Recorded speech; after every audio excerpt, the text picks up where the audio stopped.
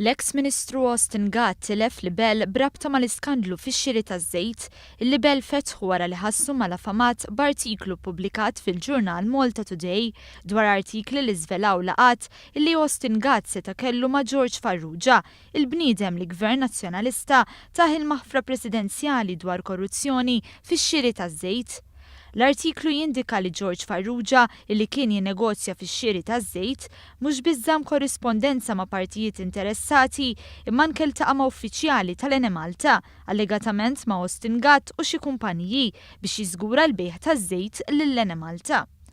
Austin Gatt kien ċaħat li qatt iltaqa' ma' Farrugia biex jiddiskuti x-xiri taż-żejt, iżda l-Malta Today ippubblikat dokumenti illi kienu juru li kien viċin ta' Austin Gatt.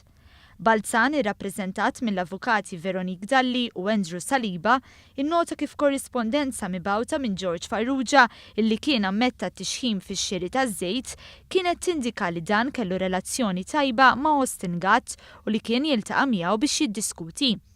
Fid-deċiżjoni tagħha l-qorti nnotat li waqt li l-gazzetta ma allegatx li Gatt daħħal xi flejjes, mill-banda l-oħra George Farrugia illi kien fil-qalba tal-iskandlu taż-żejt kien ripetutament f'korrispondenza jagħti x'jifhem illi kellu relazzjoni tajba ħafna ma' Austin Gatt illi dak iż-żmien kien Ministru u li se jintervjeni miegħu għall-assistenza.